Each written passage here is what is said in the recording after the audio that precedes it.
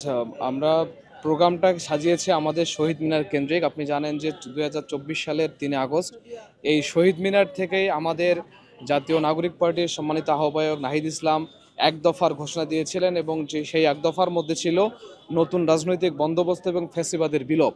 সেই ফ্যাসিবাদের ব্যবস্থা বিলোপ এবং নতুন রাজনৈতিক বন্দোবস্ত কিভাবে হবে, কিভাবে বাংলাদেশ আগামীতে ঘুরে দাঁড়াবে, বাংলাদেশের মানুষের অধিকার কি হবে, নাগরিক কিভাবে তার মর্যাদা ফিরে পাবে, সেই মর্যাদা সম্মিলিত আজকে বিকেলবেলা এখানে নাহিদ ইসলাম সেই বাংলাদেশের উদ্দেশ্যেই সে আজকে আমাদের ইশতেহার ঘোষণা করবেন।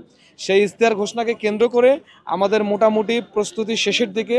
আমাদের এখানে সমাবেশটা শুরু হবে বিকেল ঠিক চারটায় এখানে শুরু হবে। সেই কেন্দ্র করেই আমাদের জানেন যে ঢাকার বাইরে থেকে যারা আসতেছেন, অলরেডি আমাদের ঢাকার বাইরে থেকে যারা আসতেছেন চলে এসেছেন, এবং আশেপাশে ঢাকা যারা আছেন তারা দুপুরের পরে আমাদের এই শহীদ মিনার কেন্দ্রিক চলে আসবেন। এবং আমাদের প্রস্তুতি, আমাদের যে স্টেজ ছিল এখানে 2 স্তরের নিরাপত্তা সহ স্টেজে আমরা 2টা ভাগ করেছি। শহীদ মিনারের প্রথম উপরে ওইখানে শুধুমাত্র এনসিপির কেন্দ্রীয় কমিটির সদস্যবৃন্দ ওখানে বসবেন।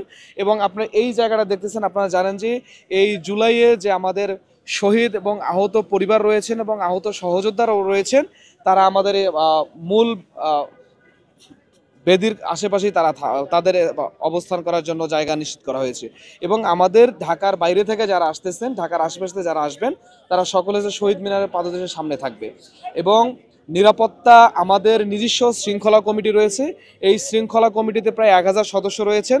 তারা হচ্ছে পুরো ক্যাম্পাসে, যেহেতু এটা ঢাকা বিশ্ববিদ্যালয় এবং ঢাকা মেডিকেল কেন্দ্রিক এই এলাকাটা, এই জন্য শহীদ মিনারের আশেপাশে যেন কোথাও যানজট না হয়, কোথাও ঝামেলা না হয়, এবং ঢাকা বিশ্ববিদ্যালয়ের শিক্ষার্থীদের জন্য কোনো রকম বিন্দুমাত্র কোনো সমস্যার সৃষ্টি না হয়, সেজন্য ভলান্টিয়াররা সারাক্ষণ তাদের স্বেচ্ছাসেবী কার্যক্রম চালিয়ে যাবে। আচ্ছা, আপনি জানেন যে আমরা কিছুদিন আগেই জুলাই পদযাত্রা 1 মাস ব্যাপী সারা বাংলাদেশ ঘুরে এসেছি। আমরা মনে করি ওই জুলাই পদযাত্রা থেকে ফিরে এসে এখানে আমরা চাইলে কয়েক লক্ষ মানুষ জমায়েত করতে পারতাম। তবে আমাদের যেহেতু এইটা হচ্ছে ঘোষণাপত্রকে কেন্দ্র করে এবং বাংলাদেশি ইশতেহার আমরা ঘোষণা করব, সেজন্য এখানে আমরা জমায়েত খুব বেশি না, আমরা লক্ষাধিক জমায়েতের টার্গেট নিয়ে এখানে আমরা প্রোগ্রামটা করতেছি। আচ্ছা, সেদিনের ডাকটা ছিল ভিন্ন, খুনি হাসিনার পতনের জন্য। হ্যাঁ, বাংলাদেশ থেকে স্বৈরাচারকে বিতাড়িত করার জন্য দলমত নির্বিশেষে সকল মানুষ এসেছিল। এটা আমরা রাজনৈতিক কেন্দ্র করে বাংলাদেশ কিভাবে আগামীতে পরিচালিত হবে সেই পরিচালনা করার উদ্দেশ্যে আজকের এই প্রোগ্রামটা। এখানে আমরা বিশ্বাস করি স্বতঃস্ফূর্তভাবে মানুষ আসবে, যেহেতু আমরা ব্যাপক প্রচারণা চালাইনি, আমরা ওইভাবে দূর দূরান্ত থেকে যারা আছে তাদেরকে ওইভাবে আমরা আসতে বলিনি।